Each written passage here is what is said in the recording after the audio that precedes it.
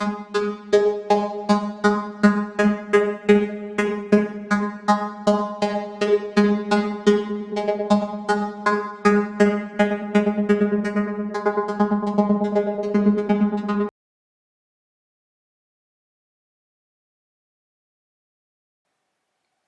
bienvenue sur Coco TV pour une nouvelle vidéo de présentation. Aujourd'hui, un peu d'air cooling et beaucoup de RGB, on le voit, il y a un top RGB, un ventilateur RGB, c'est le Zalman CNPS 16X, un modèle qui s'annonce à peu près à 60-65 €, avec deux ventilateurs 220 mm. Alors oui, il y a deux ventilateurs, mais la vitesse de rotation n'est pas excessive, donc on verra ce que ça donnera au niveau des nuisances sonores et des performances, d'autant plus que les ailettes sont assez épaisses et assez espacées, c'est typique de chez Zalman.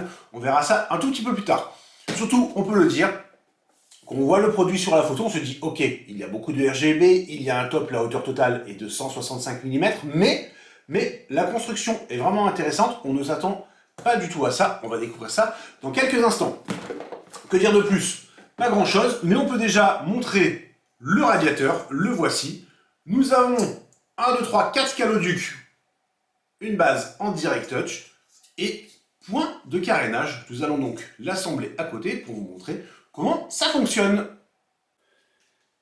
Nous avons ici les différents éléments du CNPS 16X et comme on peut le constater, il y a pas mal de choses. Alors on précise black puisqu'il existe aussi en version white avec un éclairage RGB qui sera donc légèrement différent en rendu sur le blanc. Nous avons le radiateur, très bonne finition. On aime beaucoup les radiateurs chez Zalman. C'est propre, il n'y a rien à redire, c'est solide. Alors après, c'est en direct touch, on aime, on n'aime pas, ça c'est une autre histoire. Et nous avons donc le carénage en trois parties.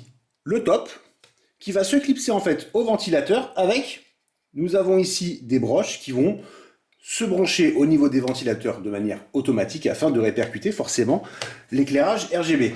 Les ventilateurs sont donc pris entièrement dans un carénage en plastique, ça ne se démonte pas, s'il y a un problème, il faudra tout changer.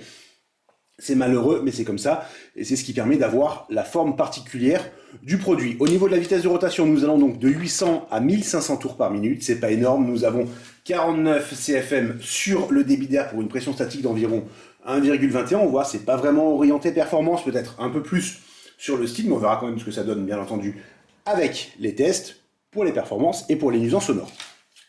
Pas mal de câbles, forcément, il y a du RGB, le connecteur PWM pour les ventilateurs, et il en va de même des deux côtés. Alors nous allons procéder à l'assemblage, c'est super simple, mais forcément, à chaque fois qu'on dit que c'est simple, ça va un peu bloquer, donc soyons, s'il vous plaît, soyez, pardon, plutôt indulgents.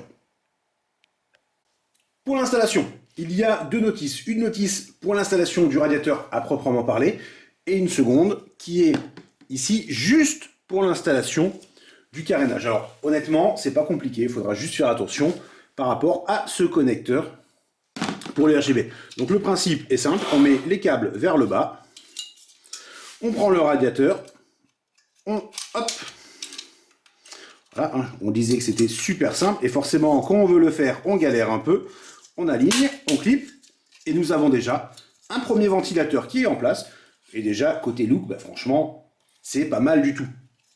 On fait la même chose avec le deuxième ventilateur, alors il n'y a pas de surprise, hein. On le voit au niveau de la conception des ventilateurs, il y en a un qui est à l'envers, on ne voit pas le cadre. Alors on met bien entendu les câbles vers le bas, on aligne. Et voilà, nous avons ensuite le deuxième ventilateur, nous avons donc ici l'arrière. Ici, nous avons l'avant, on voit le petit connecteur à 3 broches qui est ici, connecteur. Et il ne reste donc qu'à, hop, clipser l'ensemble comme ceci. Alors là, l'installation, effectivement, est relativement simple. Bon, un peu galéré, avec une main, c'est pas évident.